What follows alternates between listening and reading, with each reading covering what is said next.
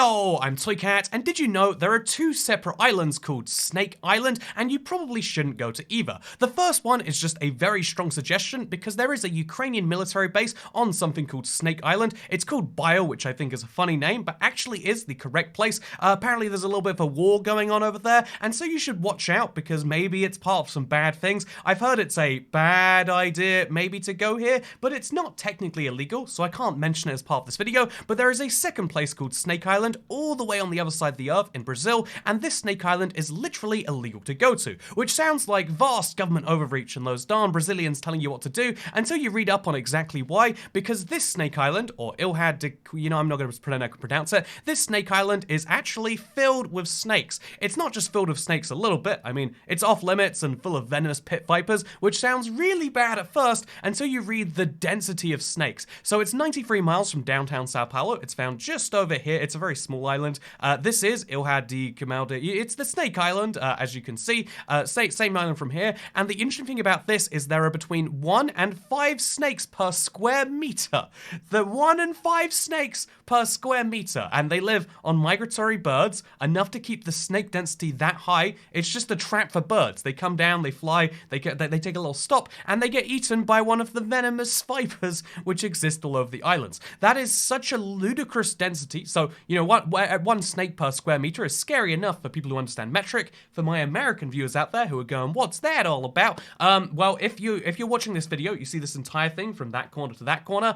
This video is 1 square meter if you watch it in full screen on a display that is also 1 square meter. So maybe that helps you out right there. But yeah, like a box the size of yourself has a person on for the entire island. There are so many snakes on this thing, and that is absolutely terrifying because you know it's 1 per square meter on average, and so that means there are areas where there are more than that. That is absolutely terrifying to think of, and there is a really good reason you shouldn't go there, but it's not just that there's a good reason, like the old Snake Island campaign, but it actually is off limits. You cannot physically go to Snake Island, as you can read right here, although there are some biologists who have been there. If you want to go, you require the cooperation of the Brazilian Navy. If you want to see snakes, go see them in mainland Brazil in captivity. Do not go to the Snake Island, and realistically, yeah, it's a thing you could theoretically go to if you had a really good purpose and the Brazilian Navy were on board, but as it stands, you cannot go to this place without specific intent. In fact, there are lots of places on Earth, in fact, maybe enough to make a video from,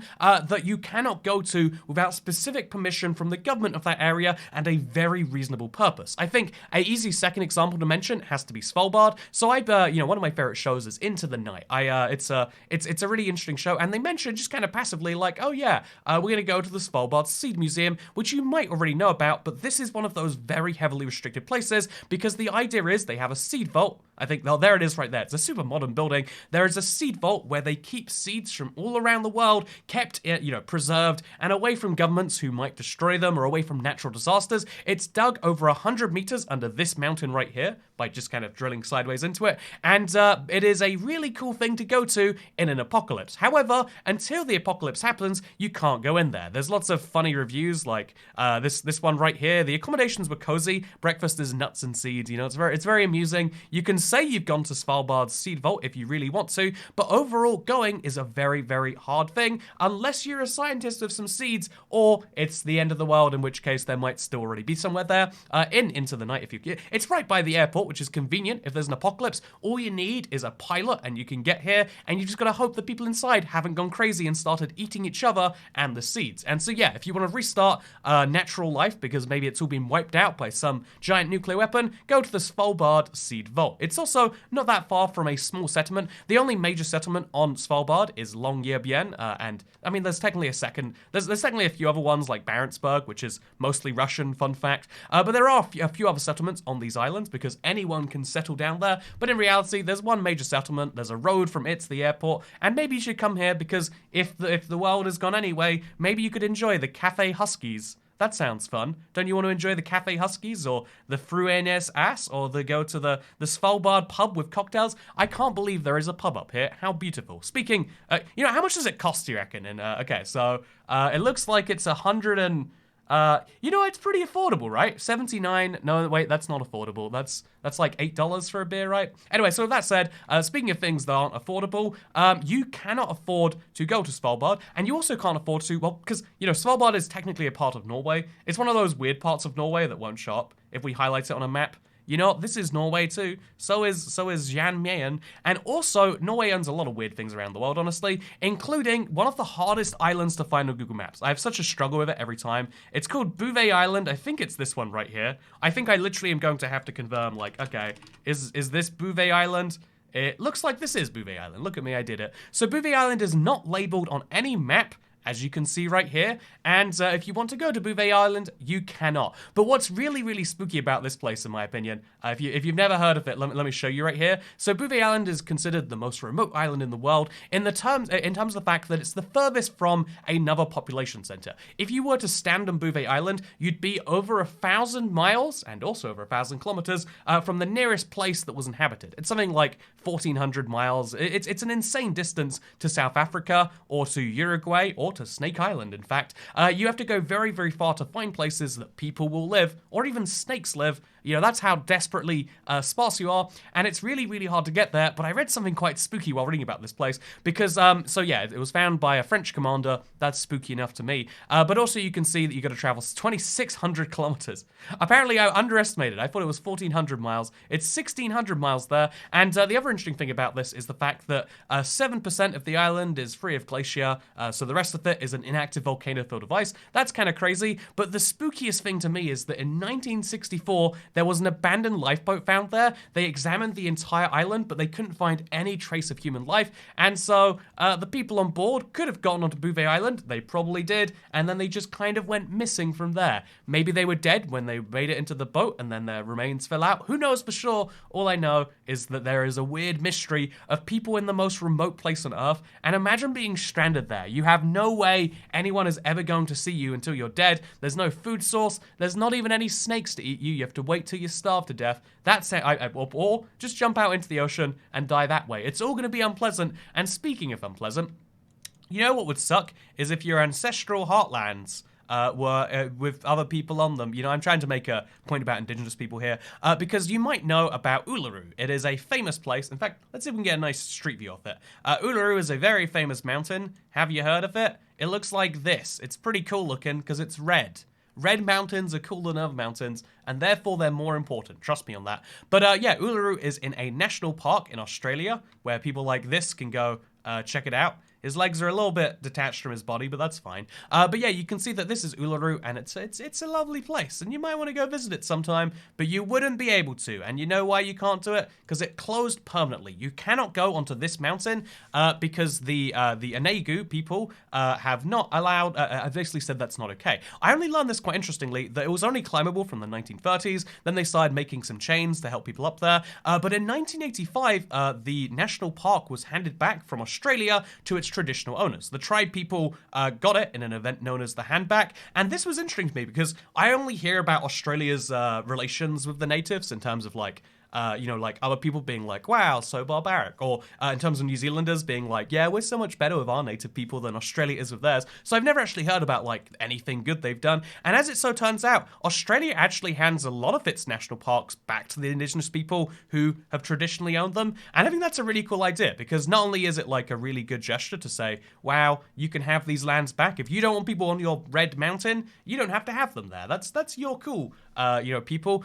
So I think that's interesting by itself. But also national parks are kind of meant to be these like unpreserved spaces, these preserved spaces, these places where you can't do all sorts of activities. And so, you know, that is a good way to make it more, you know, you could say like natural, if you will. You know, a national park, a natural park can easily be made by doing that. Maybe that's a terrible idea. Let me know what you think. But as it so turns out, the Australian states of, is it Western Australia? And also in Western Australia has done it, and also Queensland has done it as well. So they, as you can see, here's Western Australia, here's Queensland. Wow, look how far apart they are. But they're giving land back to the natives, and they're national parks anyway. So everyone's a winner. Now they can make it Yeah, and I think that's an everyone's a winner situation, and I think it's a good solution. Maybe that's why people don't like it. Speaking of people not liking things, one of the islands that I was reading about as part of this list, because I've always been fascinated by the Heard Island and the McDonnell Islands.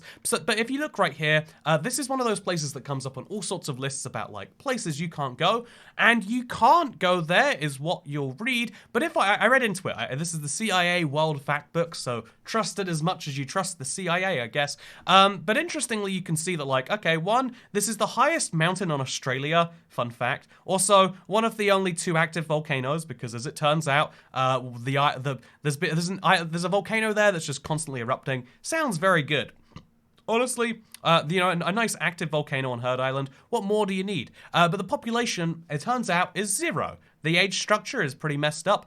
They don't even know how to use contraception over here. There's no water source. There's no health expenditure. There's children under the age of 5 underweight. They haven't been counting them, it's a whole problem. But yeah, as it turns out, according to this, you actually can go around this area for limited fishing, and you can go there for terrestrial marine research, but also there are infrequent, they exist, private expeditions. It doesn't, there is no, I've been reading into this, there's no necessary permission you have to have outside of being in Australia already, and so I think you actually can visit this, one of the most remote islands on Earth. Obviously, it takes 2 weeks of sailing from Australia to get there, and you'd have to go from Australia for all sorts of other weird reasons. It's a very, very, very long voyage. It's 4,000 kilometers, but still, you can go to these islands if you want to on a private expedition. I can't find any proof that you can't. I just also can't find any proof that you'd want to. And I guess that's why no one goes there. There's no embassies.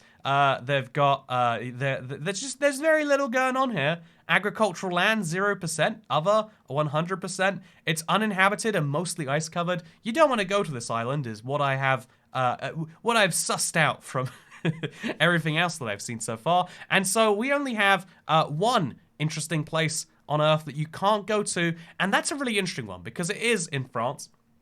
And so I do have to say, France is I find France to be such a hard place to navigate. Like, finding all of these other islands is hard, but, like, working out where anything is in France is like, oh god, where is it? So I think it's called the Las Caux Cave. I would like to remind you of my moral obligation not to pronounce French words correctly. There's a cave around here somewhere. Oh, here it is. So this is the Cave of Lascaux. Or Las Caux. And again, if you think like, oh, Toycat, stop being mean to the French, I would like to, get my French credentials in here. I have, in fact, been to France. As you can see, here's me at the Eiffel Tower. I searched my Google Photos for Eiffel Tower, and as it so turns out, this is the only picture I actually have of the Eiffel Tower. So as you can see, I've been to the Eiffel Tower. There's actually 2 pictures that showed up. This is the first Eiffel Tower picture, and this is the second Eiffel Tower picture. I have no idea how it assumed this was the Eiffel Tower, but it's my favorite type, I do have to say. So French people, don't worry, I've been to your Eiffel Tower. You can see right here, this is me and your... Isn't he such a cute dog, by the way? I need to go see that dog again. Anyway, speaking of things in France, this is Lascaux. So if you don't know about Lascaux, it's a fascinating case of a cave. Man, I've got to accept cookies in French. No, I tout refuser. So the Lascaux caves were discovered in 1940 by teenagers who would just go in and they found some amazing cave drawings, some of the oldest that we believe exist. And so yeah, it was discovered in the hole of the hill in Lascaux, returned to the site with 4 young men, and they enlarged the hole and slipped inside, as young men do best. And they, with only a lamp for lighting, they're the first to have their eyes on paintings left by ancestors. And basically, to allow the public to actually see this, they made exact replicas of this cave. It's a whole fun thing you can find out. But basically, that means the regular caves, because they got damp and mold, do not exist anymore. You have to visit Lascaux 2, which is over here. They made an exact replica next door, and if you go there, you are le fort, as the French say. Compliment the visit. You got to call the visit le fort, I guess, as it turns out. But so this is a fun little part of France. There is a cave, Grotte de Lascaux, and you can visit it. But you cannot visit the original. The original is off limits because they want to preserve it. But here's the interesting thing. I actually agree with it. But like, if you're preserving it and not allowing anyone to see it, then what are you preserving to some extent, you know? Is there something, I guess you could argue there might be some important future information, but because of the mold that was found in 1963, because of all the carbon dioxide in human breath, because of that, people can't see it anymore. And it's like, so how do we know it's even there anymore? You know, and there's an interesting thing about like not allowing people to see something you're trying to preserve. Every national park, funnily enough, has this exact same issue. So if you like, the reason that national parks are such an interesting thing is because like you want people to see it because they're paying for it, but also when people go and see natural beauty, they make it slightly less natural and slightly less beautiful. And there's a fun debate in here that I'm not going to be having in a second channel geography video, but instead I'm going to say thank you very much for watching, by the way. I do appreciate all of the patrons on this channel. I have been...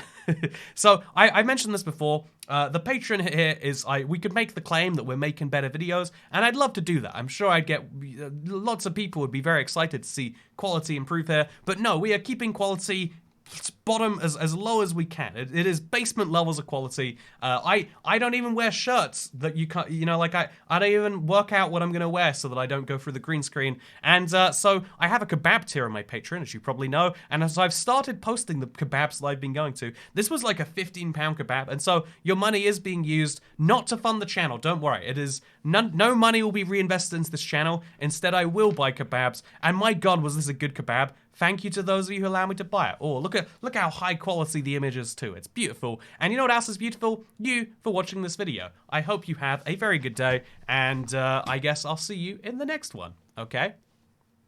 Just kidding, second channel, don't care. Hope you have an awful day, and that someone you love tells you they hate you today. Bye.